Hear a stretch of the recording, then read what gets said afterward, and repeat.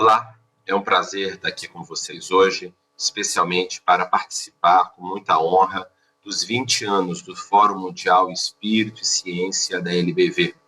Nós temos tido a oportunidade de acompanhar já há alguns anos e participar ativamente desses fóruns nos últimos anos, e a LBV tem tido um papel bastante importante de promoção da integração, de uma investigação científica da espiritualidade, de integração, então, da ideia de fé e ciência. Então, o NUPS tem colaborado nessa parceria e para a gente tem sido uma grande alegria. Nós vamos fazer aqui agora uma breve apresentação do próprio NUPS, do nosso Núcleo de Pesquisa em Espiritualidade e Saúde, mostrar os caminhos, tipos de investigação que nós realizamos, dar um panorama do que existe de pesquisa no mundo nessa área e também falar um pouquinho mais sobre pesquisas sobre a questão da mente e do cérebro, a possibilidade da mente ou da alma existir além do cérebro. Falaremos de pesquisas nossas na área de experiência de pós e morte e de alegadas memórias de vidas passadas. E, por fim, nós vamos conversar um pouquinho também sobre de que forma a espiritualidade pode auxiliar no enfrentamento das dificuldades do dia a dia, especialmente nos momentos desafiadores da pandemia que nós temos vivido. Primeiro aspecto bastante interessante diz respeito que, embora tenha havido por muito tempo, especialmente desde o final do século XIX, várias predições de desaparecimento da espiritualidade, de que a humanidade estaria cada vez mais abandonando a sua religiosidade, a sua espiritualidade, uma visão estritamente materialista e secular estaria permeando, e isso foi uma das grandes previsões, na realidade, acadêmicas feitas durante boa parte do século XX. Apesar disso, isso não se realizou. Os últimos dados de 2015 da população mundial mostram que 84% da população mundial apresenta alguma filiação religiosa, ou seja, 84% diz que pertence a uma religião, a maior parte deles, 1/3 da humanidade se diz cristã, 1/4 se diz muçulmana. 16% dizem não ter religião, mas desses que não têm religião, a imensa maioria tem algum tipo de espiritualidade, uma crença em Deus, no transcendente, espíritos ancestrais, etc. Então, isso é algo bastante importante. E outro dado importante também, segundo os dados que já estão acontecendo e as projeções de melhor qualidade, é de que esse número de pessoas sem religião tende ainda a diminuir nas próximas décadas.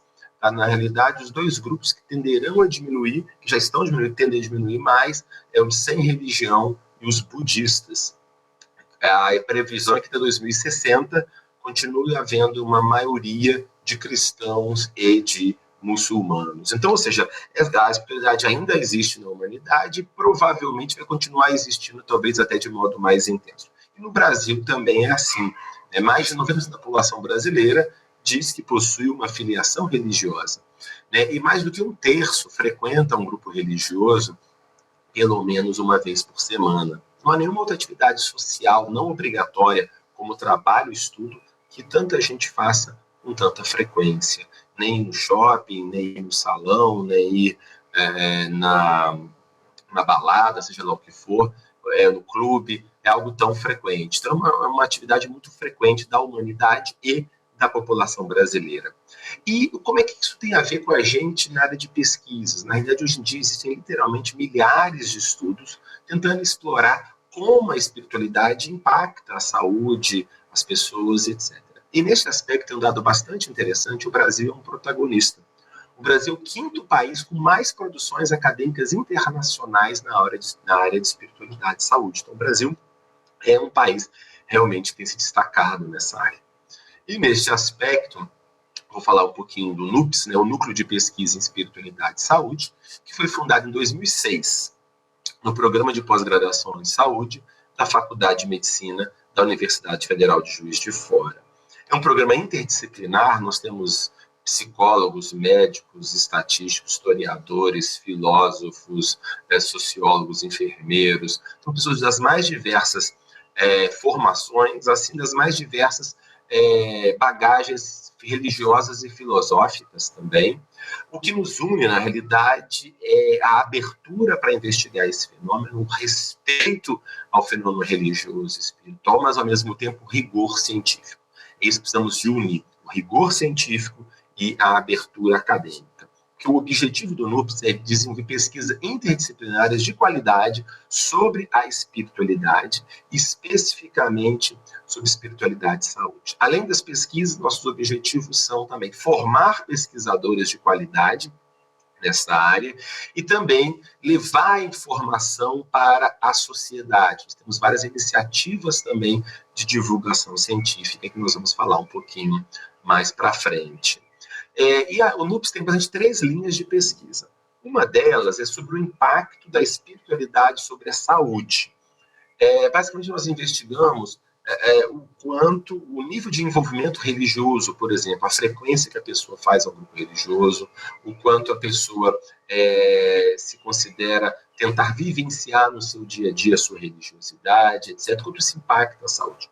E, basicamente, os estudos do NUPS e outros do mundo inteiro apontam da seguinte forma, que, de um modo geral, na média, as pessoas mais religiosas, com maior envolvimento religioso ou espiritual, tendem a ter melhor saúde física e mental. Os dados mais consistentes são de que maior envolvimento religioso se relaciona com menores níveis de depressão ou com recuperação mais rápida de um quadro depressivo. Também com menores níveis de tentativa ou cometimento de suicídio, menores níveis de uso ou abuso de álcool e outras drogas, e também menor mortalidade geral. E, além disso, melhor qualidade de vida e bem-estar. Isso é na média. Então, esses dados não indicam, naturalmente, que a pessoa tem uma religiosidade, espiritualidade, ela não vai adoecer ou não vai ter esses problemas. Indica apenas que ela tem menor risco de desenvolver esses fatores, porque é um fator protetor. Um outro aspecto também importante, que é claro, a espiritualidade também pode ser usada de modo negativo. Quando, por exemplo, a pessoa tem uma religiosidade, uma espiritualidade, uma atitude muito passiva, ela atribui tudo a Deus, ou aos espíritos, ou ao demônio, os problemas dela, e ela não se mobiliza para poder resolver o problema dela, por exemplo, uma atitude muito passiva. Ou uma ideia também de que Deus está sempre punindo e castigando ao invés de querer amar, educar e apoiar, por exemplo. Ou a pessoa quer abandonar o tratamento, esse tipo de situação.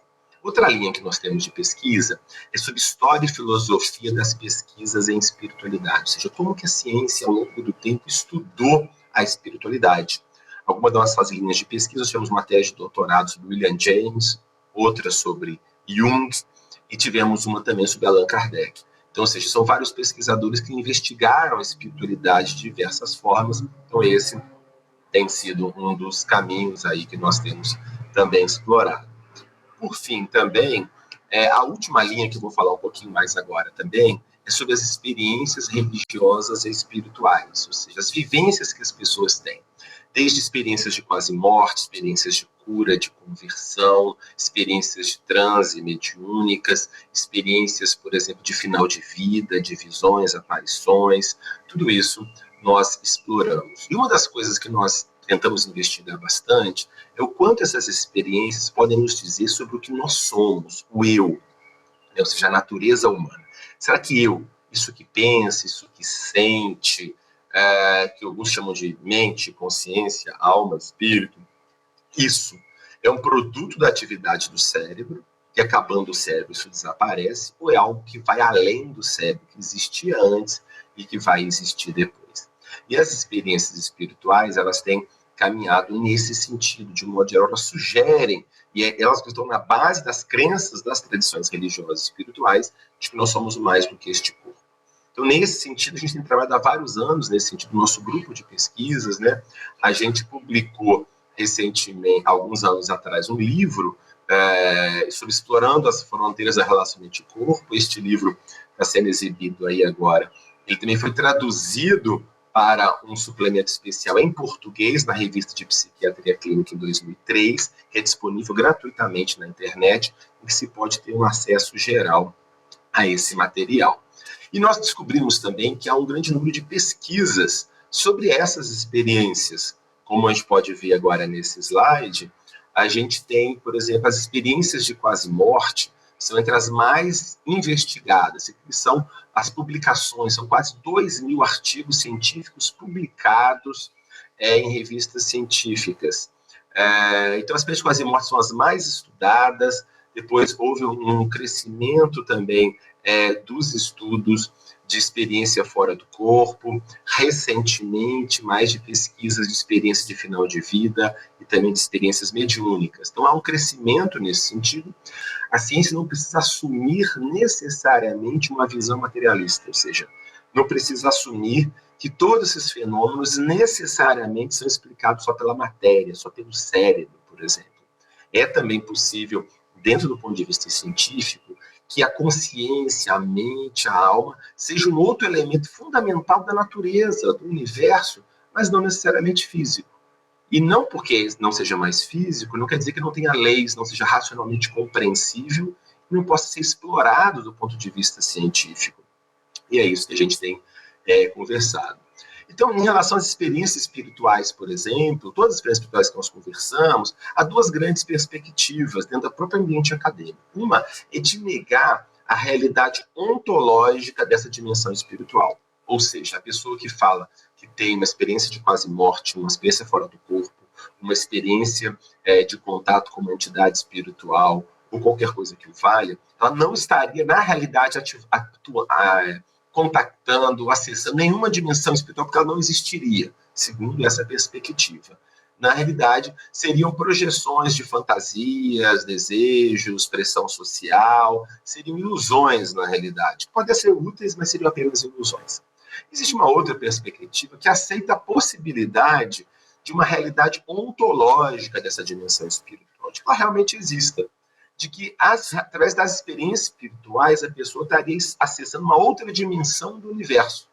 É o que nós chamamos de um naturalismo expandido, ou seja, não está se propondo nada de sobrenatural. Tudo seria a natureza, mas a natureza iria além do que nós simplesmente estamos vendo. Ela incluiria também a consciência, a mente, a alma. Então, as experiências espirituais seriam janelas para outro aspecto da realidade e também uma fonte de conhecimento. Tanto é que as tradições espirituais religiosas todas se baseiam nessa percepção, nesse conhecimento adquirido a partir dessas experiências, né? Então, essa é uma das propostas e essa é a proposta que nós pessoalmente defendemos. É importante deixar claro que não é verdade que a ciência necessariamente implique numa visão materialista, fisicalista do mundo. Na verdade, desde o início da ciência, os fundadores da ciência moderna, como Francis Bacon, René Descartes, Isaac Newton, Galileu, Kepler, Robert Boyle, todos eles eram religiosos e a maior parte deles se viam motivados espiritualmente para explorar a natureza. Porque explorar a natureza, explorar a criação, seria um modo de louvar e compreender o Criador. E mesmo hoje em dia, como esse slide mostra, uma quantidade grande de neurocientistas, cientistas, filósofos aceitam a possibilidade de uma visão não fisicalista da natureza humana, de que o ser humano pode ser algo mais do que simplesmente os seus neurônios. Então, esse é um aspecto bastante importante, ou seja, é a imagem do iceberg. Nós podemos, às vezes, com a realidade material, ser a ponta do iceberg de algo muito mais profundo. Porque mesmo na matéria, por exemplo, nós sabemos já hoje em dia que a matéria que a gente conhece é menos de 10% da matéria toda do universo. Se chama de matéria escura, essa matéria que ninguém sabe nem o que é. Então, para mostrar a necessidade de uma humildade intelectual. Nós realmente não conhecemos efetivamente tudo o que existe. Uma das propostas que nós temos, junto com outros pensadores, é que as religiões não são meras fantasias ou superstições para lidar com o medo e com a ignorância. É claro que isso também pode existir, também, como tudo pode ser usado como superstição, como mecanismo de defesa. A ciência pode ser usada, a psicanálise pode ser usada, o darwinismo, a política, os ideais de liberdade podem ser usados para oprimir as pessoas. Nós sabemos disso das mais diversas formas. Então, qualquer ideia pode ser mal utilizada, mas ela não reduz toda a espiritualidade a isso. As religiões surgem não apenas no sentido de uma ideia de um medo, de uma fantasia. Surgem experiências reais. As pessoas tiveram percepções de saída do corpo, percepções de visão de pessoas que já faleceram, experiências de transe, experiências de êxtase, que sugeriam para essas pessoas que existe alguma coisa além da vida material como a gente conhece. Por exemplo, a pessoa está na sua casa e já tem uma visão de um amigo dela que ela achava que estava saudável, dizendo que ele faleceu num acidente naquele momento. E depois ela recebe uma notificação que de fato isso realmente aconteceu, né? E isso não é um caso isolado, há muitos casos bem documentados nesse sentido, sugerindo que isso pode ser muito mais do que uma mera coincidência, né? E há outros estudos controlados. Então a ideia é de que essas experiências espirituais são janelas para a realidade, né? Que permitem acessar uma outra realidade. Agora, é claro, essa realidade acessada vai estar influenciada pelos contextos culturais, pelo próprio contexto físico, como a pessoa consegue explicar aquilo que aconteceu. Agora, é interessante que as mais diversas tradições espirituais na história da humanidade, se nós pegarmos as grandes tradições hinduístas, budistas, cristãs, as mais diversas, as principais, as maiores, as mais tradicionais, nós vemos que existe uma certa filosofia perene, né?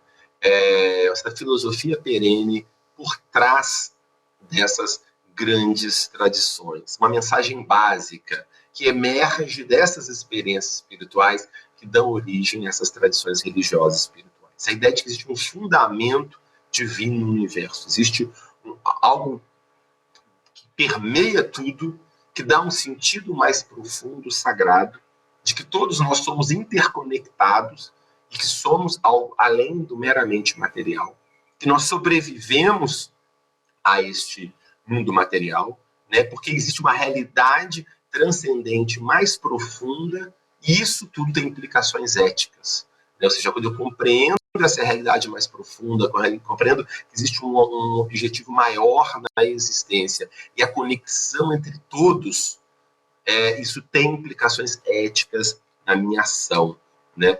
E é interessante que essa exploração dessa dimensão superior, ela deve ser usada também com a exploração da matéria, usando as ferramentas também racionais da ciência, como, né, esse quadro, né, Escola de Atenas, mostra, de alguma certa forma, Platão apontando para o mundo das ideias, para o mundo espiritual, e Aristóteles apontando para o mundo material aqui. E é importante haver a integração disso. Não se trata de defender uma ideia e negar a outra.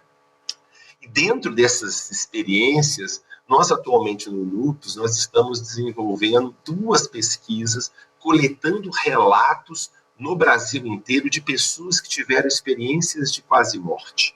Tá? Pessoas que tiveram em situações de doença grave, em qualquer situação de risco realmente de morte importante, e tiveram experiências que consideram transcendentes. Essas pessoas que tiveram essas experiências são muito bem-vindas para nos contactar, estão no slide, aí, tanto nesse site quanto nesse WhatsApp, para relatar suas experiências. O nosso site tem um link ali para a pessoa participar da pesquisa. E também nós estamos investigando também pessoas que referem possuir memórias de alegadas vidas passadas. Podem ser crianças, podem ser adultos, podem ser memórias espontâneas, podem ser memórias produzidas, provocadas por uma atividade, por uma hipnose ou por alguma situação específica da vida. Tudo isso faz parte. Também basta entrar em contato conosco nesse site para poder nos ajudar a compreender. E nós estamos atualmente com mais de 600 relatos já de EQMs e de alegadas memórias de vidas passadas, para que nós possamos realmente entender o que são essas experiências de quase morte, muitas vezes têm um impacto muito importante sobre as pessoas têm experiência de quase morte, mas de um modo geral, elas tendem a ter uma visão mais espiritualizada da vida e tendem a perceber como sendo verdadeira aquela percepção de uma dimensão espiritual transcendente. Então, esse também é um aspecto aí importante. E para finalizar, sobre a implicação para a saúde de tudo isso, né? Nós gostamos muito de falar, como eu disse antes, não se trata de negar a visão material, é a questão de complementar. Então, em relação à saúde, como lidamos com problemas, com os desafios da vida, quando nós falamos da espiritualidade, nós não estamos de forma alguma negando os aspectos físicos, psíquicos e sociais. Por isso que nós estamos propondo sempre uma abordagem bio, psico, sócio e espiritual. Ou seja, preciso levar em consideração o biológico, o meu corpo, a atividade física, dieta, uso de drogas, alimentação saudável ou não, parte biológica, genética, a parte psicológica, como eu vejo o mundo, como eu encaro as coisas, vivências que eu tive traumáticas ou não, aspectos sociais, o ambiente que eu convivo, o trabalho, a família, como me relaciono com as pessoas, e mais as dimensões espirituais. Só que tudo isso tem que estar interligado, que como mostra nessa balança, a saúde, na realidade, é algo dinâmico. Nós temos fatores patogênicos que geram doença e fatores salutogênicos que geram saúde. Quando esses fatores biopsíquicos socioespirituais patogênicos são mais importantes do que os salutogênicos, eu fico doente. Agora, quando eu quero tratar ou prevenir problemas, eu começo a diminuir os fatores patogênicos e aumento os salutogênicos. Aí a pessoa começa a melhorar. Ou prevenir um problema. Por exemplo, do ponto de vista biológico, fatores biológicos patogênicos, sedentarismo, alimentação inadequada, uso de álcool e outras drogas, etc.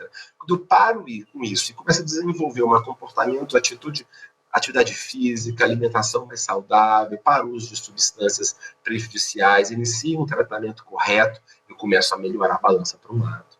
Do ponto de vista psíquico, né, como eu começo a lidar em relação ao mundo, em relação à vida, às pessoas, ou seja, eu assumo uma postura mais passiva, de vítima, ou de reclamar das coisas, ou assumo uma postura mais de buscar enfrentamentos saudáveis, de buscar persistência, de buscar entender o aprendizado que eu posso ter numa dada situação, eu começo a melhorar.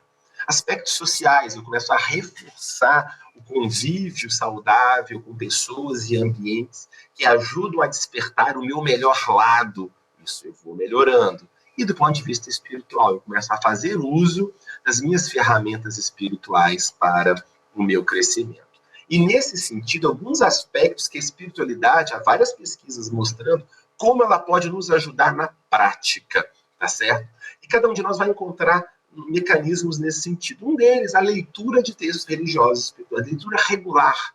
Todo dia de manhã acordou, né, lavou o rosto, deu uma despertada, separa que seja 15 minutos, 20 minutos para fazer tudo de uma página, uma reflexão, e depois uma prática de oração, de meditação, para começar bem o dia, por exemplo.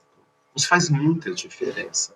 Às vezes a gente reclama que não tem tempo, mas imagina, olha só, se eu tirar meia hora da minha vida, deixar de navegar um pouquinho na internet, ou de ficar vendo uma série interminável, tirar meia hora da vida para ler 10 páginas, olha, está lendo devagar, 10 páginas.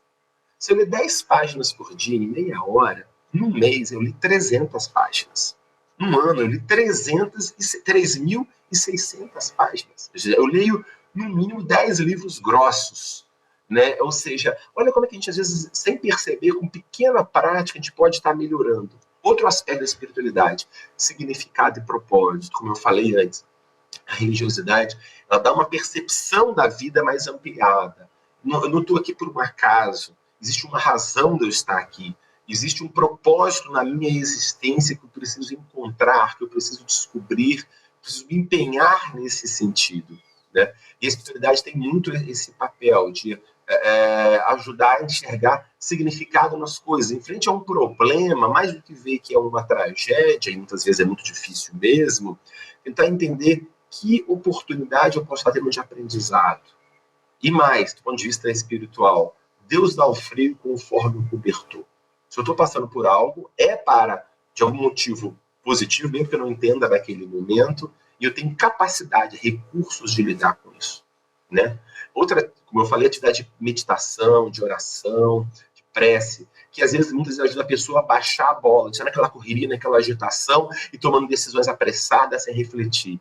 Parar, meditar, orar, desacelerar em algum momento para fazer uma conexão maior e buscar essa sua atuação. Além disso, também assistir programas, ouvir músicas ligado a essa área. Atividade voluntária também, sair de casa para um trabalho voluntário, para a participação de um grupo de estudo também, ou um grupo de assistência, em que você começa a interagir com outras pessoas que também têm um propósito melhor e também se sente mais positivo de poder estar colaborando e ajudando com outras pessoas. Então, todas essas são estratégias que nos ajudam e estão bem demonstradas hoje em dia em pesquisas que podem complementar. Se eu estou passando por uma depressão, por um pânico, não é se eu vou fazer isso, ou se eu vou tomar remédio, ou vou fazer a terapia, ou vou fazer a atividade física. Eu vou fazer uma e outra, e outra, e outra. Bio, psico, sócio, espiritual. Quanto mais eu somar fatores na balança, mais ela vai pesar positivamente no aspecto da saúde, no aspecto salutogênico. Então, essa foi mais ou menos a mensagem geral que a gente tinha para passar. Outros aspectos nesse sentido também.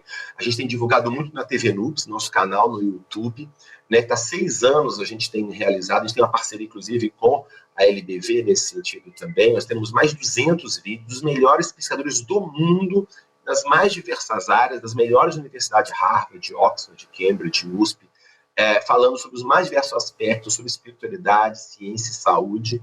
Então, é gratuito, pode se assistir à vontade. Queria muito agradecer também, então, quem quiser mais informações tem o site do Noops, fazer contato, tem nossas redes sociais aí também. E fica, então, mais uma vez, o agradecimento à LBV pelo papel que ela tem feito, não só de assistência, mas de promoção de um diálogo saudável, adequado, maduro, para o crescimento entre ciência e fé. Muito obrigado.